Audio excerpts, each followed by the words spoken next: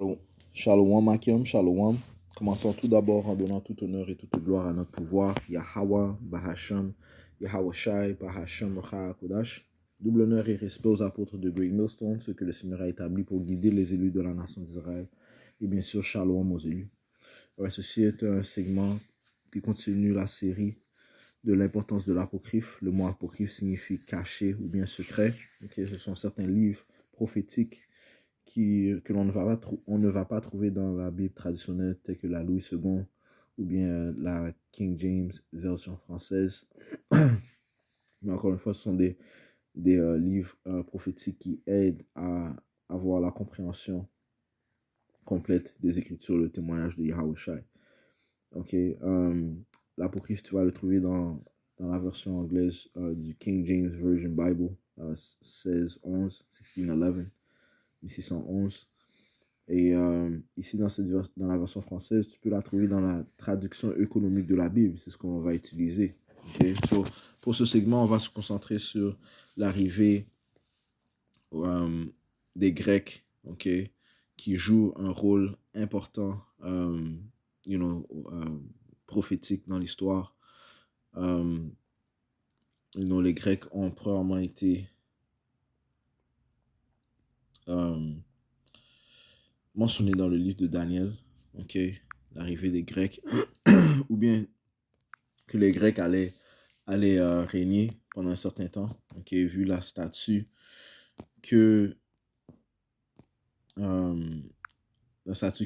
Nebuchadnezzar a vue dans son rêve, qui fut interprété par Daniel le prophète, et les Grecs représentaient la partie de bronze, des reins,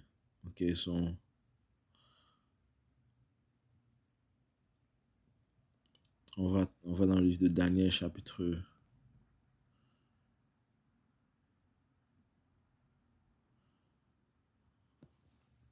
2 et verset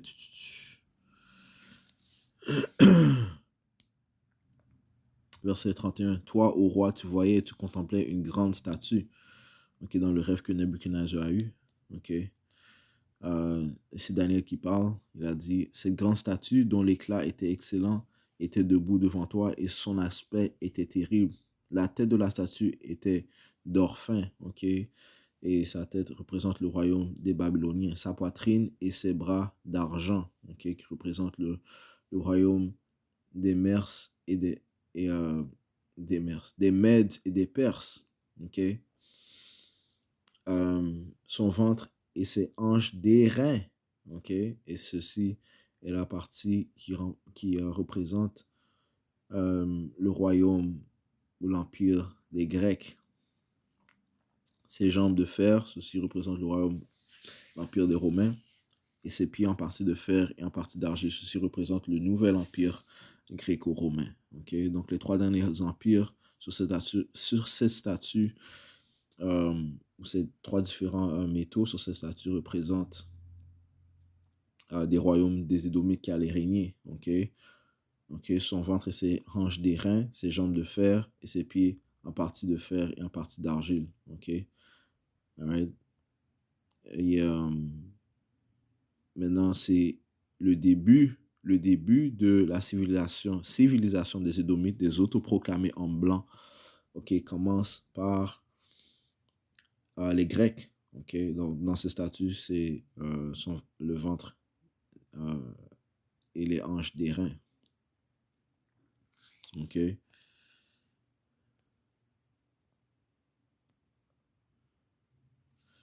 Verset 39. Je commence au verset 36. C'est là le rêve, nous en dirons l'interprétation devant le roi. Toi, ô roi, tu es un roi des rois, parce que le pouvoir du ciel, Yahweh, Bahashim Yahweh Shai, t'a donné un royaume, puissance, force et gloire. Et qu'en quelques lieux où demeurent les enfants des hommes, les bêtes des champs et les oiseaux du ciel, il les a donnés en ta main et t'a fait dominer sur eux tous. tu es la tête d'or. OK? Sur le royaume de Nebuchadnezzar, le royaume des Babyloniens, représentait la tête d'or sur la statue. Verset 39. Et après toi, il s'élèvera un autre royaume inférieur à toi. OK? Parlant du royaume des Mèdes et Perses. OK?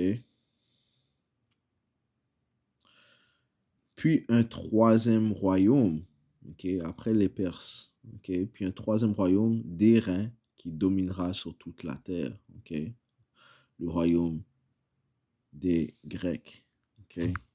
On va dans le livre de 1er Machabée et le premier verset.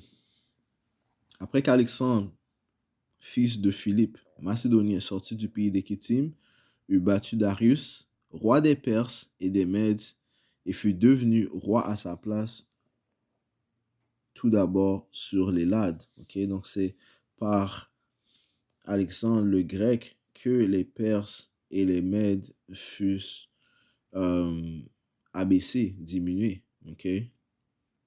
Encore une fois, le métal d'airain est venu après le métal de l'argent, okay, sur la statue. Okay? Comme on vient de lire au verset 39. Et après toi, il s'élèvera un autre royaume inférieur à toi. Okay? Parlant de l'argent. Okay? Parlant aussi du royaume des Mèdes et des Perses. Puis un troisième royaume d'airain qui dominera sur toute la terre. Okay? Le royaume des Grecs. Okay? Commencé par solidifié par Alexandre le Grec. Okay?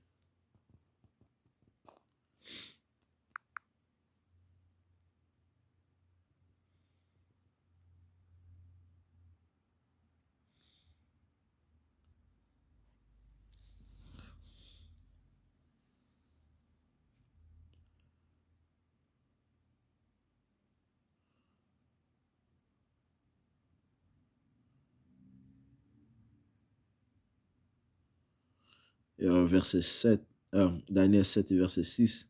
Après cela, je contemplais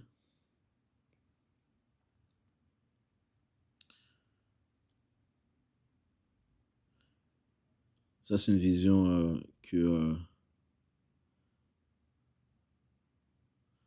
Belshazzar, roi de Babylone, avait sur son lit. OK? Et il a vu 4 bêtes. Et verset 2, ça dit ici, Daniel parla et dit, je vis de nuit dans ma vision et voici les 4. Plutôt, c'est Daniel a dit, parla et dit, je vis de nuit dans ma vision et voici les 4 vents du ciel se levèrent avec impétuosité sur la grande mer et 4 bêtes montèrent de la mer différentes l'une de l'autre. OK? On va sauter au verset 6. Après cela, je contemplais et voici une autre semblable à un léopard. OK? Une autre bête semblable à un léopard qui avait sur son dos 4 ailes d'oiseau. La bête avait aussi 4 têtes et la domination lui fut donnée. Encore une fois, cet empire des Grecs. Okay?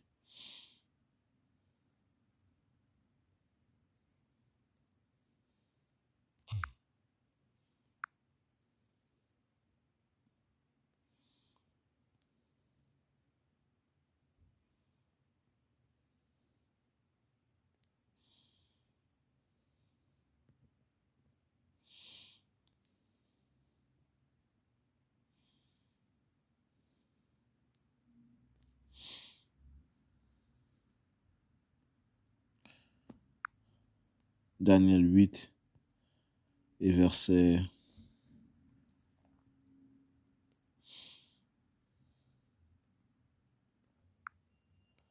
Daniel 8 et 3.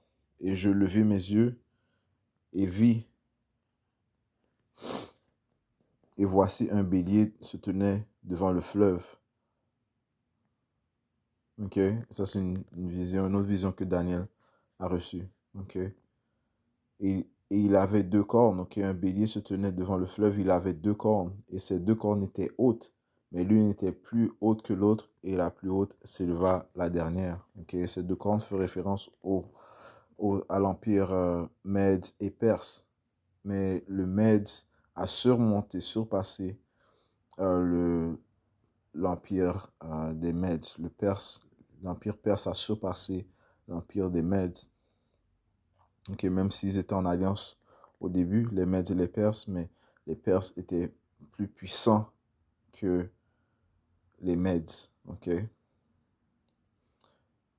C'est ce que ça veut dire lorsque ça dit et ces deux cornes étaient hautes, mais l'une était plus haute que l'autre, et la plus haute s'éleva la dernière. Si on saute au verset 19, et il dit, voici, je te ferai savoir ce qui arrivera à la toute dernière fin de l'indignation, car il y aura une fin au temps assigné. Verset 20, le bélier que tu as vu, qui avait deux cornes, ce sont les rois des Mèdes et des Perses. Ok, so allons verset 4. Je vis le bélier poussant vers l'ouest, vers le nord et vers le sud, signifiant qu'ils ont conquéri dans ces trois directions. Okay, les Mèdes, euh, les Perses et les Mèdes, ok, et vraiment l'empire des Perses, okay, qui a surpassé euh, les Mèdes, ok, ont conquéri vers l'ouest, vers le nord et vers le sud, si bien qu'aucune bête ne pouvait subsister devant lui, ok, aucun empire, aucun royaume ne pouvait, aucune nation ne pouvait les dominer, ok, et qu'il n'y avait personne qui puisse délivrer de sa puissance, mais il agissait selon sa volonté et devint grand, ok. Encore une fois, ce bélier avec deux cornes représente le royaume ou l'alliance entre les Mèdes et les Perses, mais que les Perses a vraiment euh, a surpassé, okay, surpassé les Mèdes, était devenu plus puissant. Ok. Et encore une fois, retournant à la statue, ça représente ce deuxième royaume suivant le royaume des Babyloniens. Ok. Ce deuxième royaume représente l'argent. Ok. Comme ça dit au verset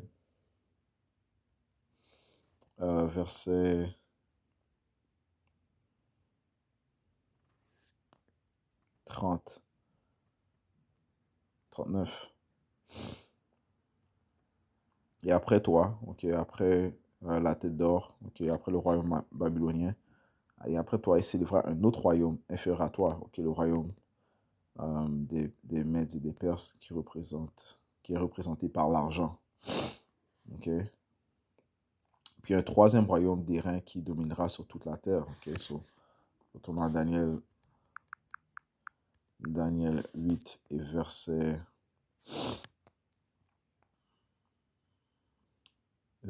4. Et comme je réfléchissais, voici un bouc venait de l'ouest, sur le dessus de toute la terre, et il ne touchait pas le sol, et le bouc avait une corne considérable entre ses yeux. Okay? Ce bouc représente le royaume des Grecs. Okay? Et cette corne considérable entre les yeux représente Alexandre le Grec. Okay?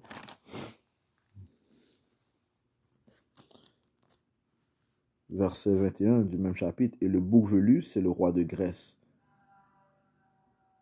Et la grande corne qui est entre ses yeux, c'est le premier roi. Ok. Maintenant, l'importance du livre de l'Apocryphe. Ok. Ok. Tu parles de comment c'est grâce à Alexandre que la Grecque a eu sa renommée, qui est devenue grande. Ok. Livre de Machabée 1 et 1.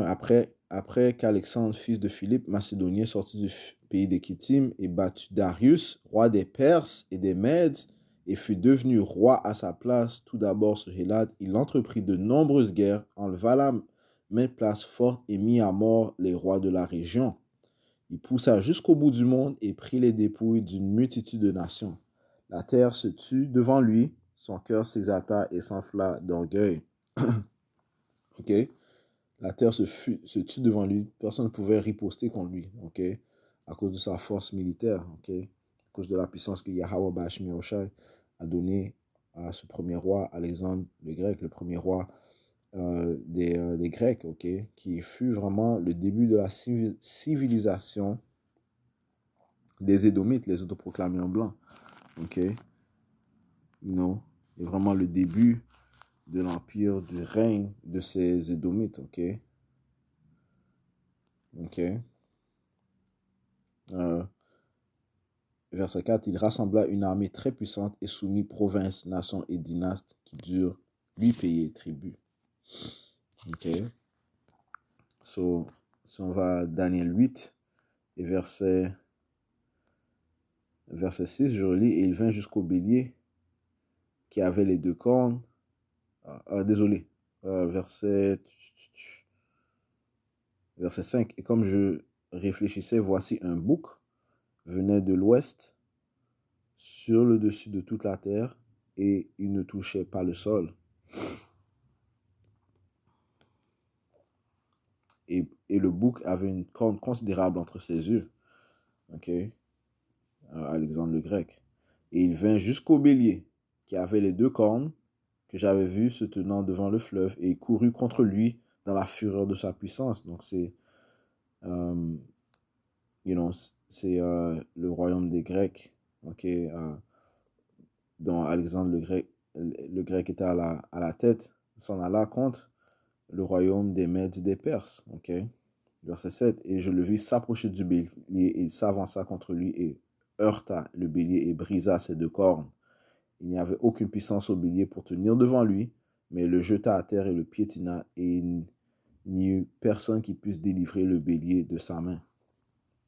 C'est pourquoi le bouc devint fort grand, et lorsqu'il fut devenu fort, la grande corne fut brisée, et quatre considérables s'élevèrent à sa place vers les quatre vents du ciel. Okay? Donc ce précepte montre la mort de Alexandre le Grec, okay, la grande corde, et que quatre considérables s'élevèrent à sa place. Qui sont ces quatre considérables? Eh bien, c'est lieutenant, okay, Seleucus, Ptolemy, Cassander et Lysimachus. Okay. Okay. Et quatre considérables s'élevèrent à sa place, et c'est lieutenant vers les quatre vents du ciel. OK. Encore une fois, maintenant retournons au livre de 1er Machabée qui s'approfondit sur cette prophétie. OK. 1er Machabée 1 et verset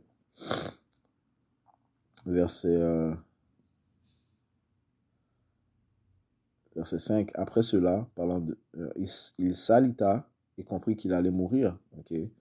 Parlant d'Alexandre le Grec. Il convoqua ses officiers nobles, ceux qui avaient été élevés avec lui depuis sa jeunesse, et partagea entre eux son royaume avant de mourir. Parlant de qui? De Seleucus, ces officiers nobles, principalement Seleucus, Cassander, Ptolemy et Lysimachus. Verset 7. Alexandre avait régné 12 ans quand il mourut. Ok? Ces officiers nobles prirent le pouvoir, chacun dans son fief. Ok? Chacun allait dans sa région différente. Ok? Tous seignirent le diadème après sa mort et leurs fils après eux durant de longues années. Ils multiplièrent les maux sur la terre. Donc, ce passage est extrêmement important, man, ok? Parce que ces Édomites, ok, lorsqu'ils ont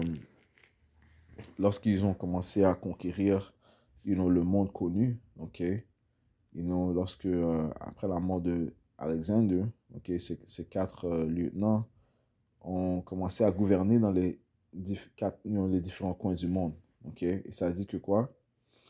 Et ainsi que leurs enfants, et ça dit qu'ils multiplièrent les maux sur la terre, ok, ils multiplièrent les maux sur la terre, en autre mot, le mal s'est accru, ok. Il y a eu un accroissement du mal, d'iniquité. Okay? Pourquoi? Parce que ce sont des Édomites. Okay? Ce passage dans le verset 9 est extrêmement important, man. Okay? Allons dans le livre de Proverbes.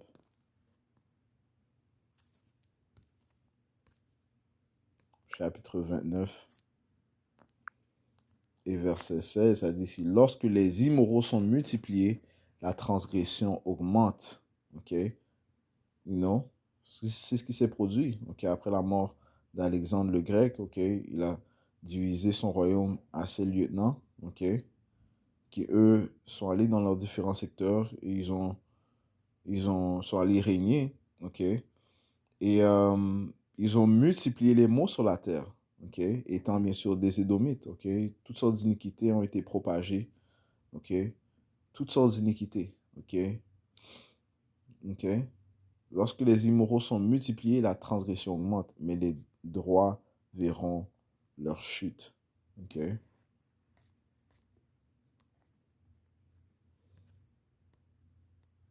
Psaume 12 et verset 8. Les hommes immoraux marchent de tous côtés lorsque les hommes les plus vils sont exaltés.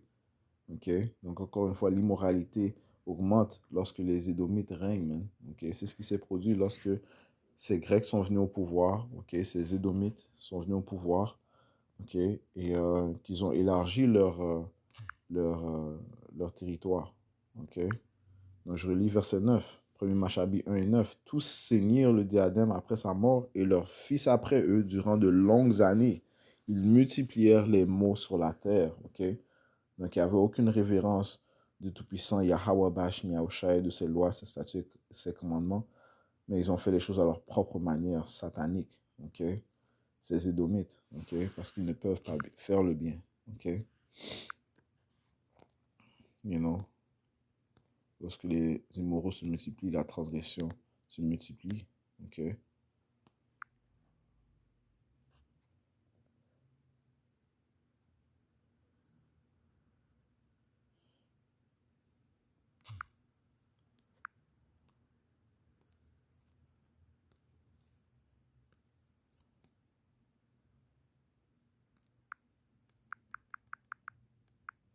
Ok, so, retournons à Daniel 8 et verset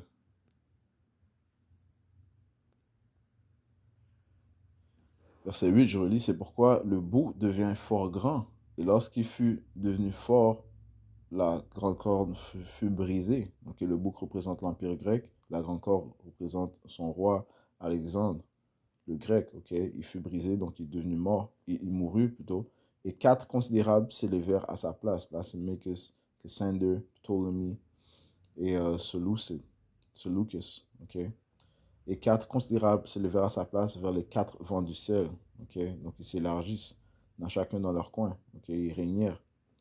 Et de l'une d'elles sortit une petite corne qui devint extrêmement grande vers le sud, ok? Et vers l'est et vers le beau pays. Et elle grandit même jusqu'à l'armée du ciel, et elle jeta à terre quelques-uns de l'armée et des étoiles et les piétina.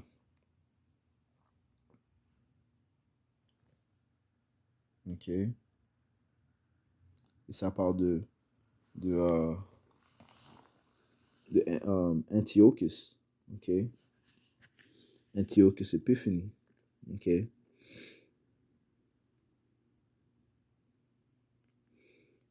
Ok?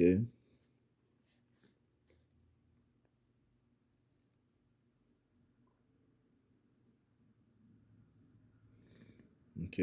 Euh,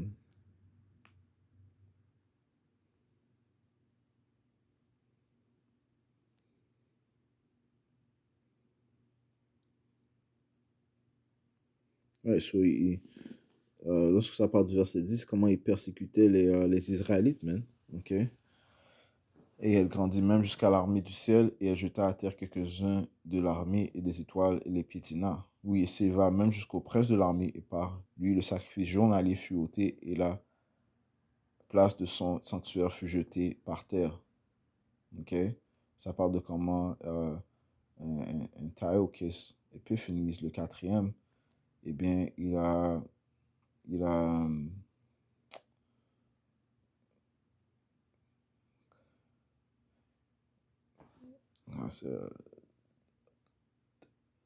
démoli, j'ai un terme que je cherche, il a pollué le temple. Ok, en autre mot, il a pollué le temple. Ok, you know? C'est pour ça qu'ils sont appelés l'abomination de la désolation. Ok, Patiente un instant. Ouais, il a profané le temple, ok? C'est ce que Antiochus Epiphanes, ok, le quatrième a fait, ok? Il a profané le temple d'Israël, ok? Et ce qui a mené à la période d'hellénisation, ok? Et ceci, si Yahweh Shmiachah le veut, sera le prochain segment de l'importance de l'apocryphe, ok? Qui va nous permettre de comprendre ce dont Paul parlait lorsqu'il parlait, il n'y a ni Jew ni grec, ok? Parlant de la période d'hellénisation dont a fait preuve les Israélites, dont on fait par les Israélites, ok? Ok? Du fait que nous étions forcés à quitter nos lois, ok? Prendre les coutumes des Grecs pendant une longue période de temps, ok? Ce qui a fait que nous avons été hellénisés, ok? You know? On va toucher ça sur la prochaine leçon. Okay? So, le but de cette leçon était cela que lorsque les Grecs sont venus au pouvoir, okay, c'est le début de la civilisation des Édomites, okay? Le début de l'empire des Édomites, okay?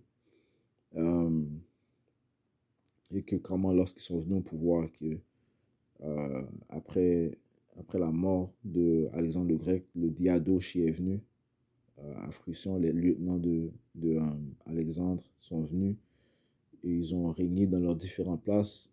Et ça fait que quoi? Que les maux se sont multipliés sur la terre, que le mal s'est multiplié sur la terre, à cause des Édomites. Ok? So, on va conclure cette leçon en donnant tout honneur, toute gloire à nos pouvoirs. Yahweh, Bahasham, Yahweh Shai, Bahasham, Recha, Kodash. Double honneur et respect aux apôtres de Great Millstone, ceux qui guident bien les élus de la nation d'Israël, et shalom, mon Seigneur.